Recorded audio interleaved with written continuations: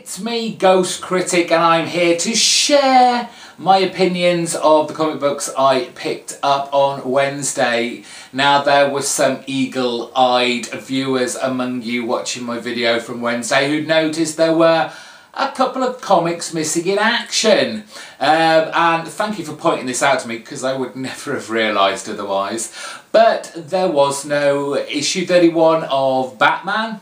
There was no issue of Justice League Dark number 31.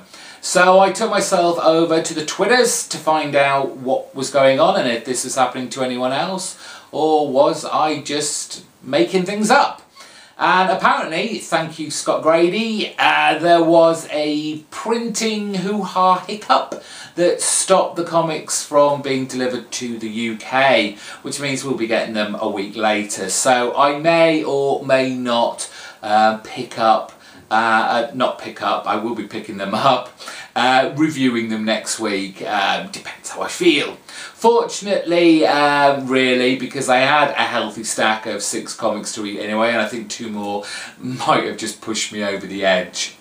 It was a bit of a mixed bag this week. There was definitely a terrible comic, and there was definitely an outstanding comic for me this week. So, in ascending order, let's kick off with the clunker, Joe Casey's Sex, issue 13. I really don't know what's going on with this. I really don't. Right at the very beginning, I could kind of understand what Casey was doing with this, kind of pushing the envelope on kind of the I guess the sexual content within a comic book genre. Now, it's not like it's not been done before. I don't know if it's been done to this extent. And at the beginning, it was, for want of a better phrase, it was a bit of a novelty. And that was fine. I mean, I'm no prude by any stretch of the imagination, but there are only so many kind of orgies and penises and boobs that you can look at. And it's just now getting to the point where it's incredibly tiresome. Now, I am sure there is a story in here somewhere that Casey wants to tell. Unfortunately, it's trying to get through all the sex orgies, the bosoms, the heaving cleavages, the erect penises, the masturbation, the fellatio, the perverse kinky sex games. Just push that aside. We understand we are residing in a very sexually ambiguous environment where sex is pushed to its limits. We understand that. It's used for pain and it is used for pleasure. Now tell us a story, Joe. Let's take our weekly look at Batman Eternal with issue 8 coming out this week. And yes, it is that far down the stack. For me, this was one of its weakest issues to date. A very pedestrian telling story that really just hasn't grabbed my attention as much as the previous 7 have. This focuses very much on the kind of going back to our original story with like the Gotham police, and it kicks off with kind of Batman hitting and putting down various of Falcone's operations around Gotham, making sure the message gets back to Falcone that Gotham is still Batman's property, it's not Falcone's. And this message indeed does get back to him, and he is not happy, as you can imagine. And so he brings in Forbes to, you know, have a word with Batman and just say, look, your time's over, basically. There's a new boss in town.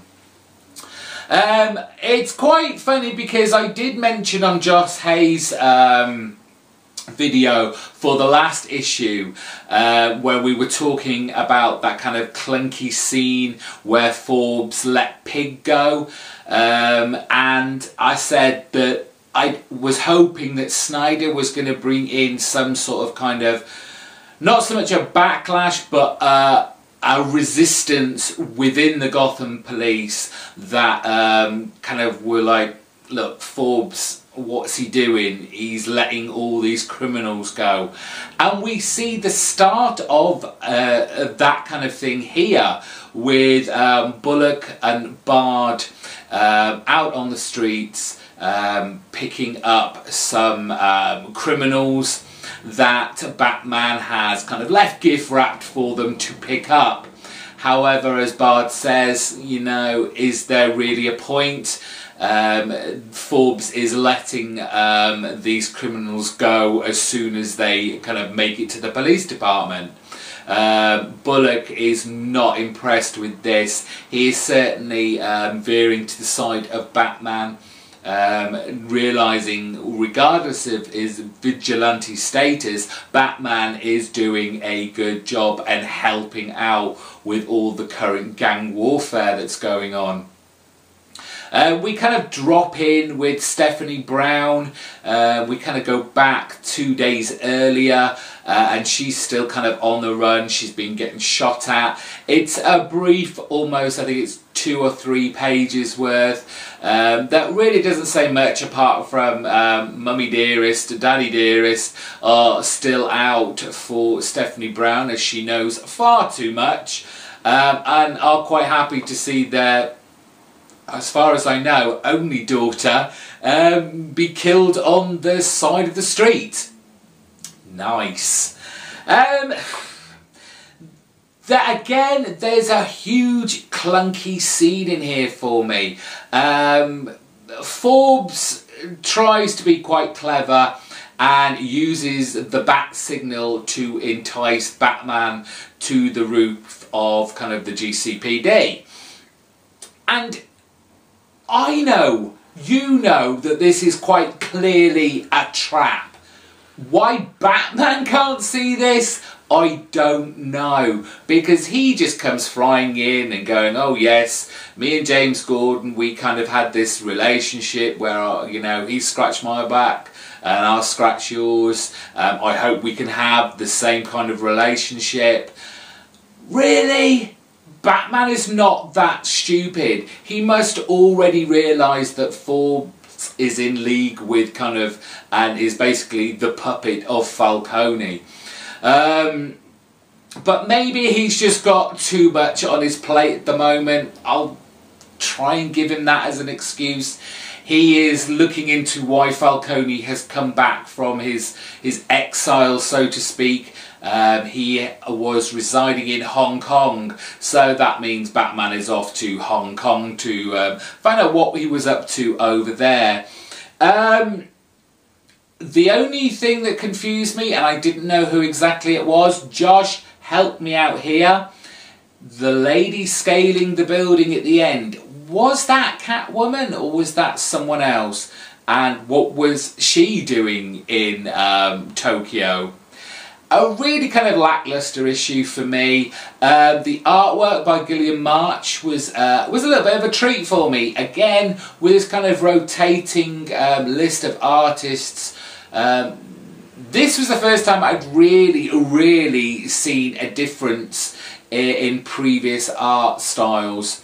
But it was good. I enjoyed his kind of fine detailed artwork. He has a very stylized looking Batman when the kind of smoke bomb goes off on the top of the police department. That was a nice, interesting to look at vision of Gillian March's Batman.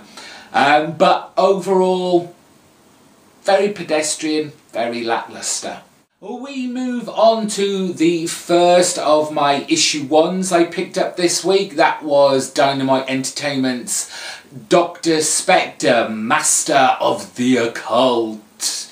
Yes, Dynamite have been trawling the Gold Key archives once again to bring this character to a modern audience. For those of you who aren't familiar with the character, yes, it's a Gold Key title going back to probably the early 70s, ran for about 20-25 issues, where Dr. Spector was an occult investigator and he went out hunting the likes of, you know, vampires and mummies and werewolves, and, you know, it kind of had that horror edge to it.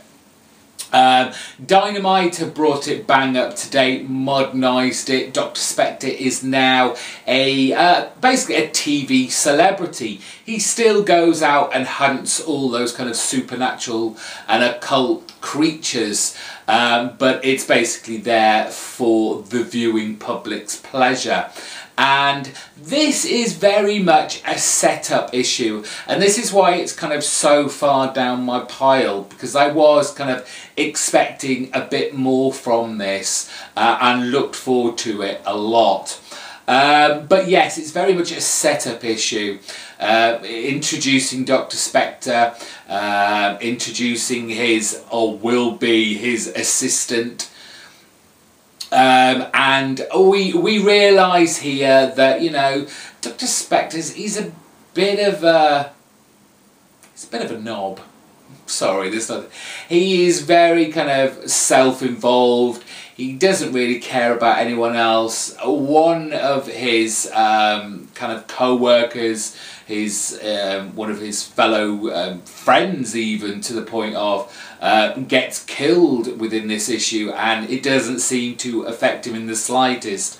But this is due to the fact that all this kind of adventuring, I guess, around, there is still something missing in Dr. Spector's life, and this looks to take the form of a woman. He has these kind of half dreams, half visions of this person he doesn't recognise, but he seems to know them or need them, and this could be kind of like the missing piece that will complete his life, and he won't let anyone stand in his way. The artwork inside, because this cover by Christian Ward is fantastic. I love it. Shame he wasn't doing the artwork on the inside. There is something about these Dynamite comics, and I don't know whether they do it deliberately, but the artwork always seems to be very samey across the board. It doesn't matter who's drawing them. They always seem to have that same feel, and I don't know if they're trying to capture and yet modernise that Gold Key feel, but the artwork isn't the best in here. Given that it's Mark Waid writing this, I'm expecting some good stuff. Clearly it's the reason why Green Hornet is ending, so he can focus some more time on Dr. Spector. So I'm glad he's not trying to juggle too many titles at once. And I'm just hoping Dr. Spector will rise up my stack in coming months. With issue 5 of the Twilight Zone, J. Michael Straczynski starts us on a new story arc called The Way In. We're focusing this time on Diana. She works in a coffee shop, and she's that kind of person who has these big dreams but really doesn't hold out much hope in them ever coming to fruition, however hard she works, however hard she tries. We have some beautiful little cameos from Trevor Richmond and Mr. Wilde, further compounding Straczynski's take on this Twilight series he's writing, where he's already said that all the characters that we're going to see in these separate storylines that he is going to be putting forward to us are going to be connected in a very big way by the end of his run on here. Now, it's not until she gets given this old kind of gold coin, it's weathered, it's beaten up, it may not actually be real, but it's not until she gets given this coin by Mr. Wilde that suddenly Diana can see the future. She can hear people's voices that they're talking, you know, in their heads. And while this sounds like a great thing, she manages to save a dog from getting run over. Unfortunately, one of these kind of future visions she has is of Manhattan exploding and being destroyed under like a huge mushroom cloud. Uh-oh. From the beginning, again, this is Straczynski doing the Twilight Zone so much justice. From the Rod Serling-esque narration at the beginning to obviously the kind of twist of this apocalyptic future vision of Diana's. It just reminds me and makes me nostalgic and makes me want to watch the Twilight Zone all over again from the TV series. Really, really enjoying this title. Again, like I said with the Dr. Spector, Dynamite just seems to have this particular art style that it wants its artists to follow. Again, if it's deliberate and it's kind of trying to ape or homage the Gold Key era, I don't know. But, you know, it's good art, it's just not dissimilar to anything else that Dynamite are putting out at the moment. A great jumping on point. Go out and find the other Twilight Zone, the last 4 issues, if you want to be sure of picking up all the little kind of, I guess you'd call them Easter eggs from each issue and each story arc as they go along.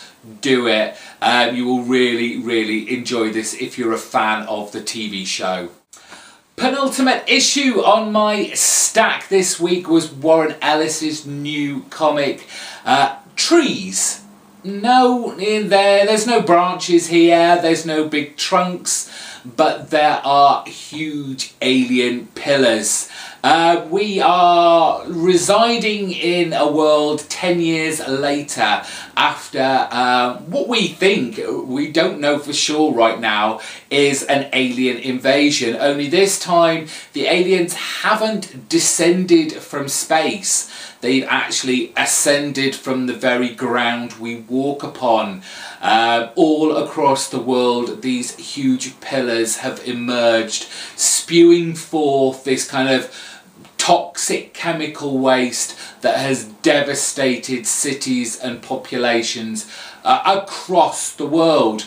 And we are left with this kind of apocalyptic landscape where the remaining population are just barely scraping by. However, there is this city of Shu.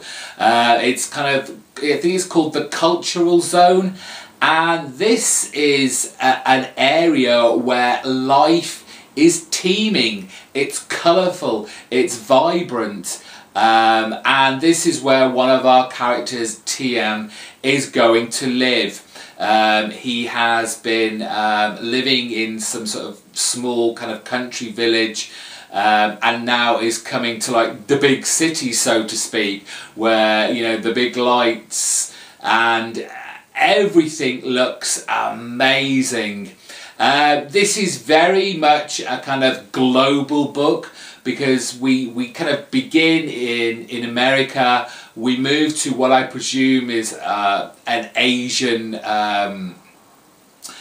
city, Chinese, something like that, and then we move to a kind of Arctic area. What was it called? Spitsbergen. Now I don't know if that's kind of in the Arctic or the Antarctic, but there was a lot of snow. There was a lot of snow there, and we have scientists who are clearly looking into what these pillars are, and they've noticed these black flowers growing around them, and they're certainly not what they seem. Like I said, this book is very multicultural, it's global, it's sowing the seeds for what's to come. And Warren Ellis has certainly placed a lot of seeds in this book that each one of them are incredibly intriguing and interesting, and I can see this book being very popular. I'm sure it's been much hyped since it's been released and before. The artwork, amazing on here by Jason Howard. He does the transition from, you know, the desolation of these cities to, which has the very grey, the dark, the muted tones, and then when we get to see kind of like the city of Shu with the vibrant colours and like the teeming life, it all works very, very well. I'm very excited to see where this issue, this title, is going to lead to. Very interested in these pillars. Looking forward to seeing some aliens, if that is indeed what this title is all about. Well, of course, it's pick of the week. Wow, Deadly Class, issue 5, Rick Remender. Oh my god. Marcus is having the worst acid trip of his life. Fortunately for us, the reader, we are being taken on this long, drawn-out stream of LSD consciousness, which is just a riot. There is so much fun, exciting stuff going on in this issue. I can understand maybe why people don't like this. I think you may have had to have been or tried LSD to kind of get the vibrancy and the point of this issue. The moments where time seems to just slow down so much, and then at points time can go like that in a snap. Things can happen in an instant. You can ask the same question over and over again, like it's the first time you've asked it. And poor Marcus, what he goes through in this issue. I mean, there's this beautiful scene at the beginning of the issue where Marcus is just staring at a TV screen and he's flicking the channels, blankly looking at it, not really, I guess, taking in what is actually going on. But look what Remender and Wes Craig show on those screens. It's pure 80s. It's definitely just all those smart little points that are shown on the TV programs, which just gives it that kind of authenticity. Just amazing, amazing scene. And then we go hitting straight into why they're there in Las Vegas, and that is for Marcus to kill one of his friend's fathers. And that is just a horrific scene that is over so quickly that if you kind of blink, you will miss it. And then this awful journey from there where he goes through the casino, has Mr. T shouting at him through a slot machine for him to go and win it, to go and play it, where he then wins the jackpot, but then loses it all via a security guard who realises he's underage. Almost losing his virginity with Maria. Unfortunately, Maria's ex barges in. Crazily, he throws himself out of a 6-story window, and that's the moment that is so clever. This moment that should be over like that. You know, it's like, Marcus, you're going flat on the pavement. There is this beautiful long scene of Marcus's thoughts as he's falling, and it's just so drawn out beautifully that all these random thoughts are going through his head, but he's actually falling to his potential death. It's good stuff. And then right at the very end we have this oh, bone-crunching, pain-inducing fight scene between Marcus and Maria's ex, and you do wonder at the end of the last panel, is Marcus even going to be in the next issue? Remender with Craig, perfect team, perfect book. Please, please go pick up this book. And I'm done. That's it for this week. Thank you all for watching. If you made it this far, well done. If you're new to my channel and you don't want to miss out any more videos, I do a question of the week on Monday where I pose you a question. And now you can pose me questions too. So go back to Monday's video, watch it, pose me a question, answer mine. Wednesday you see my pull list, and obviously on a Friday you hear me talking about those comics I picked up. So hit the subscribe button, you won't miss out on any of them otherwise.